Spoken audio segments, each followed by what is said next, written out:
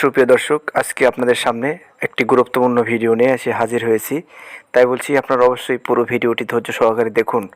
বিশেষ করে যে সকল ভাই বোনদের প্রস্রাব নিয়ে ভুগতেছেন, প্রস্রাব কষা হয়, প্রস্রাব বেরোতে চায় না, প্রস্রাবের জ্বালাপোড়া, নানান রকমের সমস্যা নিয়ে ভুগতেছেন, তো তাদের জন্যই আজকের এই ভিডিওটি। আজকে এমন একটা গাছের সঙ্গে আপনাদেরকে পরিচয় করে দেব।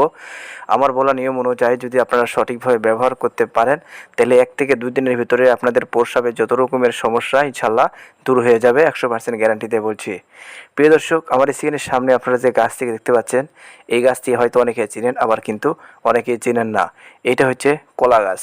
আপনারা যে কোনো কলা গাছ নিলেই হবে। আপনারা সর্বপ্রথম প্রস্রাবের জ্বালা যন্ত্রণা, প্রস্রাবের সমস্যা, প্রস্রাব লাল হয়ে যায় এবং প্রস্রাব কষা হয়, প্রস্রাব বেরোতে চায় না, এরকম ধরনের সমস্যায় যদি আপনারা ভোগে থাকেন দীর্ঘদিন ধরে, তো আপনারা কি করবেন? সর্বপ্রথম আপনারা কলা গাছটিকে খুঁজে বের করবেন। কলা গাছটি আমি আপনাদের সামনে স্ক্রিনের সামনে ছোটো একটি কলা গাছ দেখাচ্ছি, শুধুমাত্র আপনাদেরকে চেনার জন্য।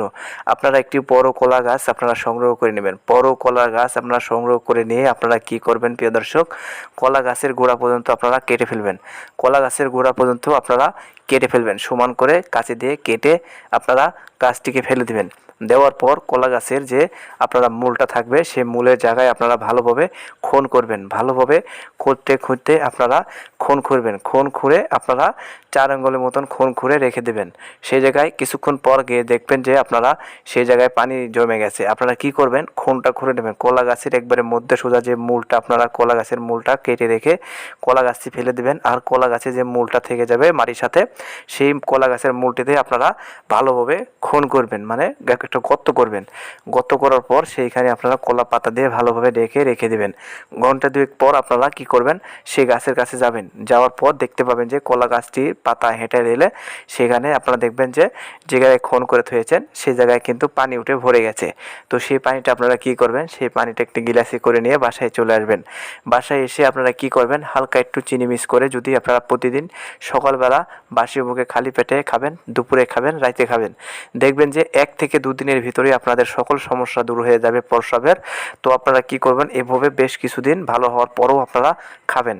আস্তে আস্তে আপনাদের যত রকমের প্রস্রাবের সমস্যা থাকুক না কেন, ইনশাল্লাহ দূর হয়ে যাবে, ভালো হয়ে যাবে। প্রিয় দর্শক, আপনারা চাইলে একবার ব্যবহার করে দেখতে পারেন। বিনা পয়সায় এই টিপস আপনারা অবশ্যই উপকার পাবেন, উপকারে কাজে দেবে। আপনারা যে কোনো কলা গাছ হলে হবে, বিচা কলা গাছ হলে হবে, আনাজি কলা গাছ হলে হবে, আবার আউটো কলা গাছ হলেই হবে। কলা গাছ যেটাই হোক না কেন, সেই কলা গাছ দিয়েই হবে। শুধুমাত্র আপনারা ভালো করে বিষয়টা বুঝে নিয়ে আপনারা ব্যবহার করবেন। আপনারা কি করবেন? কলা গাছটি কেটে ফেলে দিয়ে কলা গাছের যে মূলটা আছে সেই মূলের ভিতরে আপনারা গর্ত করবেন।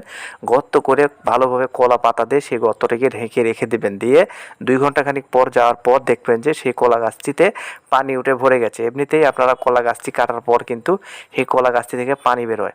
তো পানি উঠে ভরে গেছে, সেই পানিটা আপনারা সংগ্রহ করে নিয়ে কিন্তু খাবেন 3 দিনে 3 বার। এভাবে ভালো হওয়ার পরও আপনারা কিছুদিন ব্যবহার করে দেখবেন যে আপনাদের সকল সমস্যা ইনশাল্লাহ দূর হয়ে যাবে। চাইলে ব্যবহার করে দেখতে পারেন।